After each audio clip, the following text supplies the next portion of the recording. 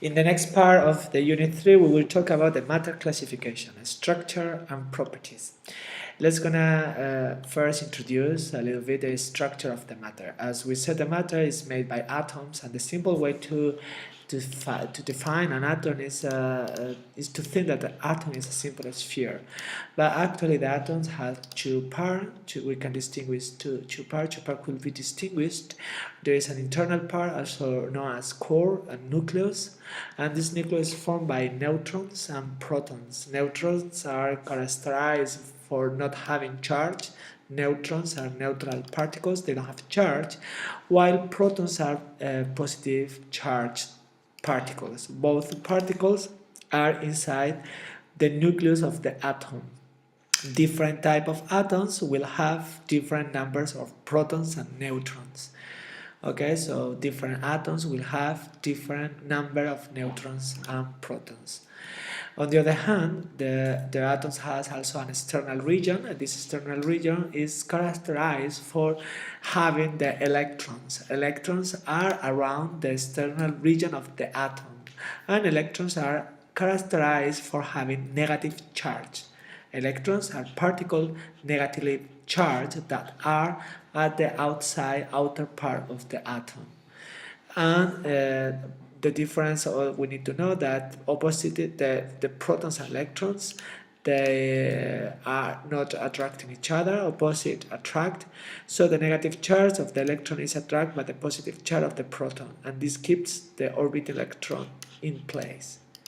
Okay, so there is like a balance between the electrons in the electrons in the external region of the atom with the protons in the internal region, and that make like electrons and protons are in a balance. We may think a similar situation with a solar system where the sun, for instance, could be considered as the nucleus of the atom, while the different planets are the electrons. Okay, this is a simile of the structure of an atom. On the other hand, I saw here in this slide different representation of different atoms. Here is the helium atom. In this case, the nucleus is formed by two neutrons and two protons, while the outer part of the atom has two electrons that are orbiting in around the nucleus of the atom. So as we said before, different atoms has different number of protons and neutrons. Let's gonna check the carbon atom. In this carbon atom has also nucleus, has 6 protons plus 6 neutrons, 6 protons plus 6 neutrons, while in the outer part of the atom there is 6 electrons. The different electrons are arranged in different distance from the nucleus. Okay, so different atoms has different number of neutrons and protons, and also has the electrons. So keep in mind that the atoms are the smallest part of the matter that could be found, and the atoms by itself are formed by different particles, in this case electrons and protons. So what is an element? Element is a pure substance that only contains atoms of one shape. There is around 90 naturally occurring elements, and the others in the periodic tables are made. Okay, so they're like a natural occurring elements are, for instance, silver, iron, oxygen, nitrogen, calcium, copper, sodium, lead, among others. So one atom is the smallest amount of an element that can be found in the nature. For instance, one atom of gold. If we were to put one atom of gold alongside another, they will be identical in every way, having the same numbers of protons, neutrons, and electrons. So therefore, the atoms are the smallest part of an element.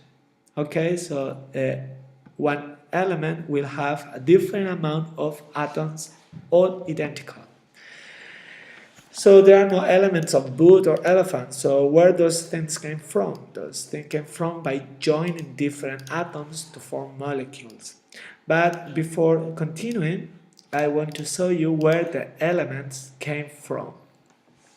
So the elements came from the solar system. We said before in the unit 2 that when a star is born, when a supernova or a nova is take place, there are a number of chemical reactions, nuclear reaction, and the consequence of these reactions is the making of different new elements. Here I'm showing you a periodic table with all the elements and the origin of this element. For instance, like hydrogen is originated in the Big Bang fusion. The Big Bang fusion, as a consequence of this fusion in the Big Bang, we get hydrogen and helium.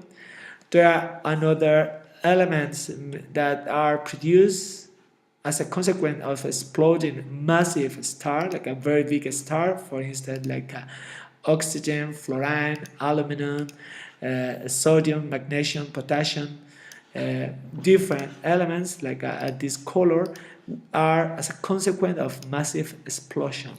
Another element, for instance, the boron is a consequence of beryllium, is a consequence of cosmic ray fission.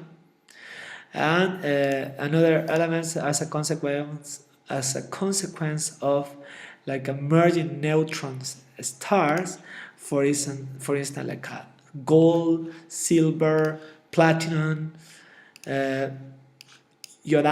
I mean those with this color as a consequence of emerging neutron stars. Another elements like lithium, calcium, nitrogen are a consequence of dying low mass star. Remember the difference between like a massive star and low mass star. And this like a light blue is a consequence of like exploding white dwarf. White dwarf came from a star like our sun. For instance, like calcium, magnesium, iron, copper, nickel, zinc. So in this slide, you can see like all the elements came from the stars. All the elements that make our molecules have like a stellar origin. So where we can find also the elements. Elements can be found in our body. Here is a representation where these elements can be found in our body. Oxygen is like a 65% in our body. Carbon, hydrogen, nitrogen, calcium, phosphorus, potassium, sulfur, sodium, chlorine, magnesium. So if you compare this slide with the previous slide, you can find out where the elements that are in our body came, the origin of the elements that are found in our body. So what happened with atoms bound together? So when atoms bound together, we have molecules, and we have molecules atoms can be in the same arranged in the same type. In this case, we have a molecule of hydrogen, so they are made by atoms of the same characteristic. Here there are two atoms of hydrogen. Or also molecules